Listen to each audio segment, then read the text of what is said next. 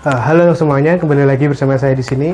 Pada kesempatan kali ini, kami akan coba untuk menjelaskan sedikit mengupas mengenai salah satu uji chi-square, yaitu uji independensi, di mana uji independensi ini bertujuan untuk mengetahui apakah ada hubungan di antara dua variabel yang diberikan atau tidak. Nah, di mana hasilnya nanti memiliki dua kemungkinan, yaitu yang pertama, antara dua variabel yang diberikan itu terdapat hubungan antara keduanya, di mana saya tidak tahu hubungannya itu apa, tapi dua variabel ini disebut sebagai dependent variable atau variabel saling terikat atau tidak saling bebas. Nah, untuk kemungkinan yang kedua, yaitu antara dua variabel ini tidak ada hubungan antara keduanya, di mana dua variabel ini saling bebas dan tidak terikat satu sama lain, yang disebut sebagai independent variable. Jadi variabelnya mandiri gitu ya. Nah, untuk rumusnya sendiri masih sama seperti uji chi-square yang lain, di mana rumusnya yaitu sigma OI min EI dikuadratkan lalu dibagi dengan EI, di mana EI ini merupakan hasil kali dari jumlah kolom dikali dengan jumlah baris lalu dibagi dengan total semuanya itu, atau N, bisa disebut N gitu ya. Nah, dalam uji independensi ini hipotesis yang kita buat yaitu di mana yang untuk coba kita buktikan di mana H0 itu merupakan hipotesis yang berisi tidak ada hubungan antara variabel 1 dan variabel 2, atau H0 bisa dibilang H0 ini merupakan kedua variabel tersebut merupakan independen atau tidak ada hubungan antara keduanya. Lalu untuk H alternatifnya atau hipotesis alternatif, yaitu ada hubungan di antara variabel 1 dan variabel 2 ataupun disebut sebagai dependent variable seperti itu. Nah, untuk nanti critical value atau merupakan critical range yang menentukan apakah kita harus tolak H0 atau gagal tolak H0, yaitu pertama kita harus mendapatkan data chi-square alpha, B-1 dikali K-1, di mana B-1 ini yaitu jumlah baris yang ada di dalam tabel dikurangi 1, dan K-1 itu merupakan jumlah kolom dalam tabel dikurangi 1. Nah, nanti setelah kita mendapat hasil antara chi-square hitung dan chi-square untuk critical value tersebut, kita bandingkan. Nah, jika hasilnya chi-square hitung lebih besar dari chi-square alpha B-1 K-1, maka kita putuskan untuk tolak H0, di mana kita mengambil opsi H alternatif. Nah, dan begitu juga sebaliknya, apabila nilai chi-square hitung lebih kecil dari chi-square alpha, B-1 kali K-1, maka kita harus mengambil kesimpulan yaitu gagal tolak H0 gitu. Nah, untuk selanjutnya akan kita lanjutkan dengan contoh soal. Ya, setelah kita sedikit jelaskan, kita jelaskan tadi mengenai uji chi-square yang jenis uji independensi. Nah, saat ini setelah kita tahu tadi soalnya, mari kita coba untuk kerjakan soal tersebut, kita cari solusinya gimana. Nah, soal itu sendiri di mana kita diminta untuk mencari tahu apakah ada pengaruh dari jenis kelamin, yaitu antara mahasiswa atau mahasiswi dengan IP yang mereka dapatkan. Nah, dari sampel itu didapatkan 120 orang mahasiswa dan 80 orang mahasiswi. Nah, untuk alfanya sendiri yaitu sebesar 5%.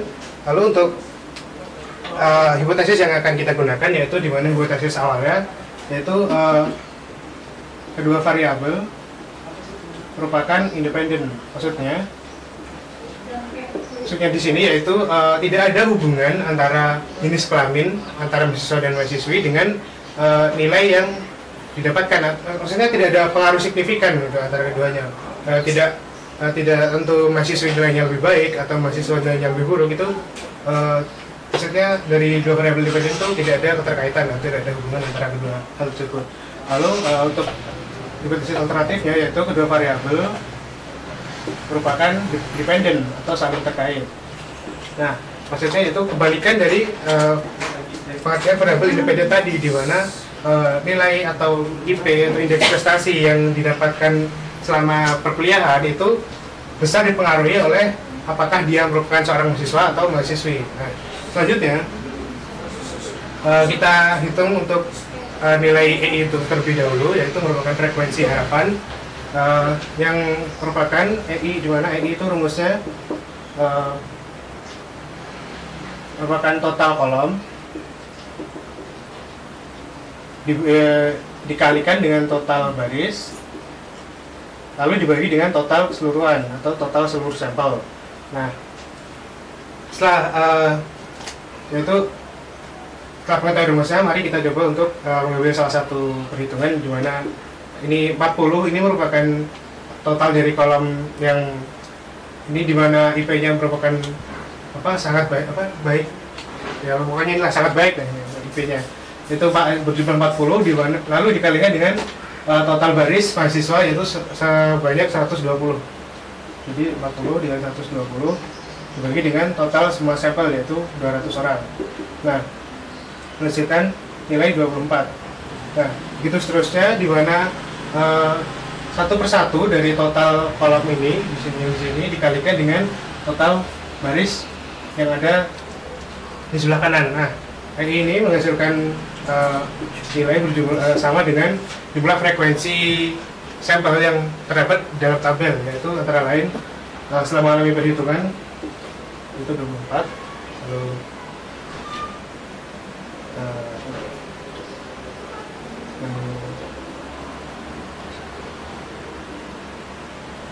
30, 36, 16,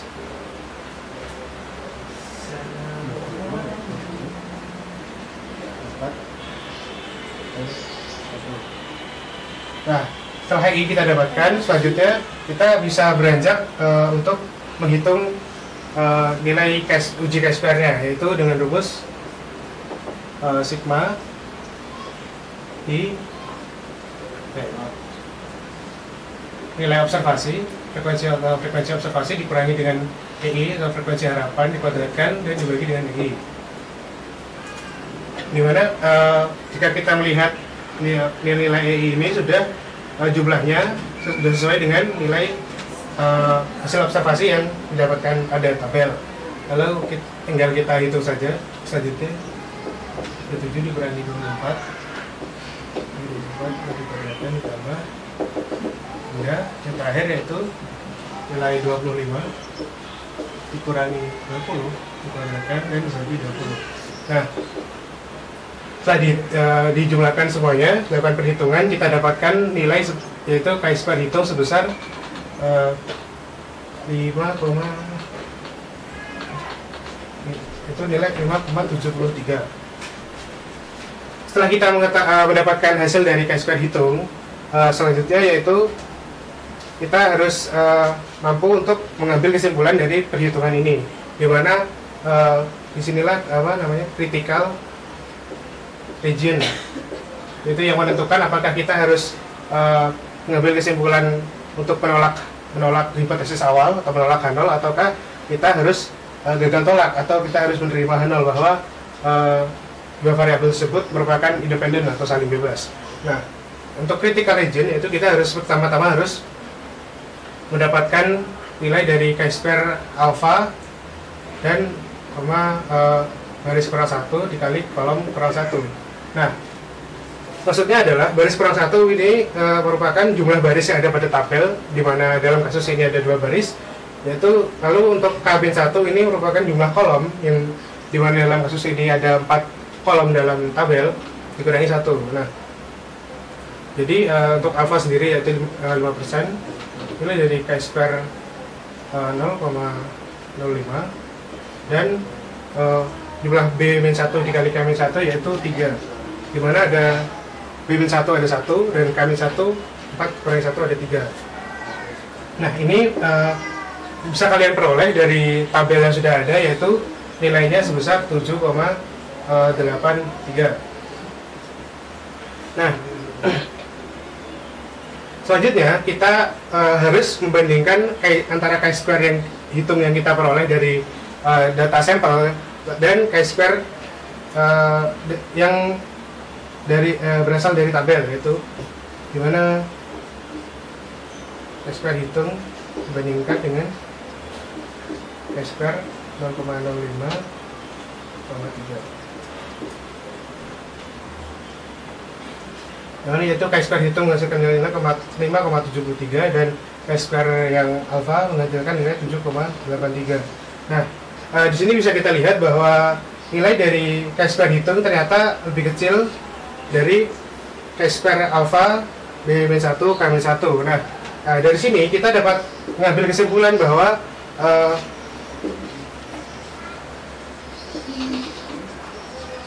kesimpulan dapat diambil yaitu kita harus gagal tolak H0. Artinya kita harus menolak H0 atau maksud kami menerima H0, di mana nilai hipotesis awal yaitu dua variabel independen. Nah, untuk interpretasinya berarti berdasarkan data sampel mahasiswa tersebut dan nilai alfa 5% dengan melalui metode chi-square independensi, uji chi-square independensi ini diperoleh ternyata tidak ada cukup bukti untuk membuktikan bahwa ada hubungan atau ada keterkaitan tertentu antara nilai yang didapatkan dengan jenis kelamin dari mahasiswa. Maksudnya ada hubungan antara jenis kelamin dari mahasiswa yang belajar di perguruan tinggi dengan nilai yang mereka dapatkan. Maksudnya mungkin apakah mahasiswa itu nilainya selalu lebih rendah dari mahasiswi itu, maksudnya seperti itu. Assalamualaikum warahmatullahi wabarakatuh. Sekarang kita akan masuk ke uji kesamaan varians dengan menggunakan chi-square. Uji ini dilakukan untuk mengetahui apakah varians dari populasi yang kita ambil itu memiliki kesamaan atau perbedaan. Nah, ada syarat-syarat kita saat menggunakan uji ini.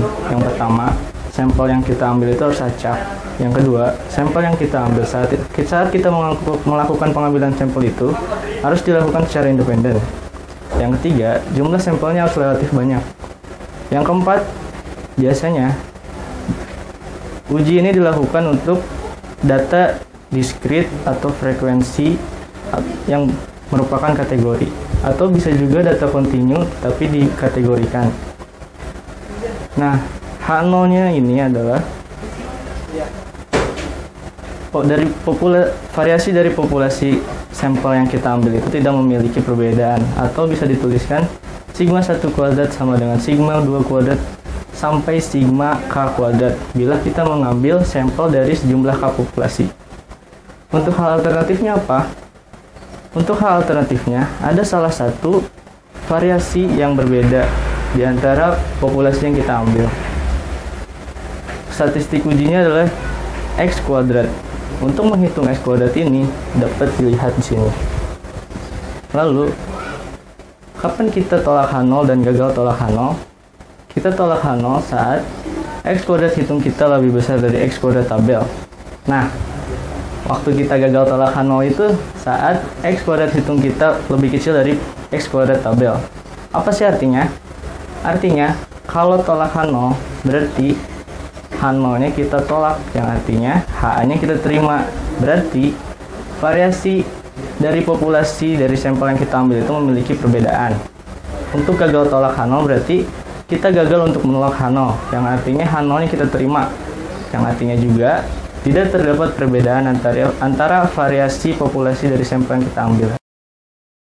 Nah, sekarang kita menjawab dari contoh soal. Yang pertama kita lakukan itu kita menghitung X kuadrat hitung. Cara menghitungnya adalah dengan rumus N dikurang K dikali ln SP kuadrat dikurang sigma I sampai 1 dari 1 sampai ke K, NI dikurang 1 dikali ln SI kuadrat dibagi 1 ditambah 1/3 K plus 1 dikali mutlak sigma I dari 1 sampai ke K 1/NI dikurang 1 dikurang 1/N dikurang K. Pertama-tama kita harus mencari S-pool. Untuk mencari S-pool kita harus mencari varians dari setiap jenis tablet. Untuk tablet KA setelah dihitung kita dapat varians tablet K itu 3,7. Varians untuk tablet B itu 1,7 dan varians untuk tablet C 4. Untuk tablet D variansnya 1,7 dan untuk tablet E variansnya 3,3. Untuk mencari S kuadrat P sendiri, rumusnya sigma dalam kurung NI dikurang 1 dikali SI kuadrat dibagi N min K.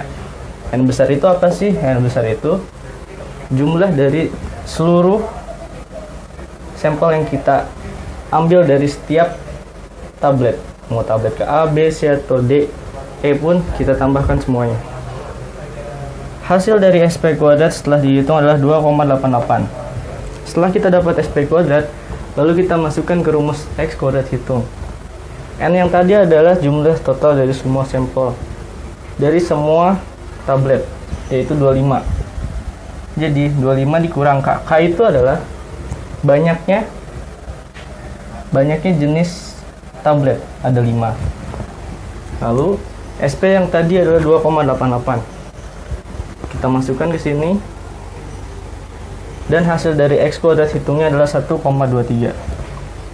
Setelah dapat X kuadrat hitung, kita harus mencari X kuadrat tabel. Untuk dapat melihat berapa sih X kuadrat tabelnya, kita harus punya informasi alfa dan K. K kita sudah dapat. Oh ini salah, maaf. K-nya itu K-1. K sendiri kita sudah dapat jumlah dari ada berapa jenis tabel, ada 5. Jadi K-nya 5 dikurang 1, 4. Alfa sendiri karena di soalnya tidak diketahui, tidak disuruh untuk mencari dengan alfa sekian. Biasanya secara defaultnya atau yang biasanya alfanya itu 0,05 bila tidak diketahui di soal.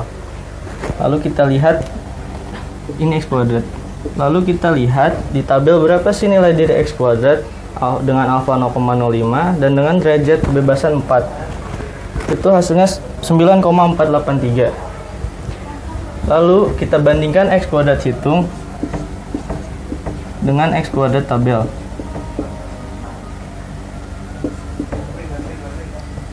Karena X kuadrat hitungnya 1,23 dan X kuadrat tabelnya 9,483, jadi X kuadrat hitungnya itu kurang dari X kuadrat tabel. Nah, dari penjelasan yang tadi, bila X kuadrat hitungnya kurang dari X kuadrat tabel, maka kita akan gagal tolak H0. Apa artinya? Artinya bahwa variasi dari populasi tablet A, B, C sampai E itu memang tidak ada perbedaan. Terima kasih.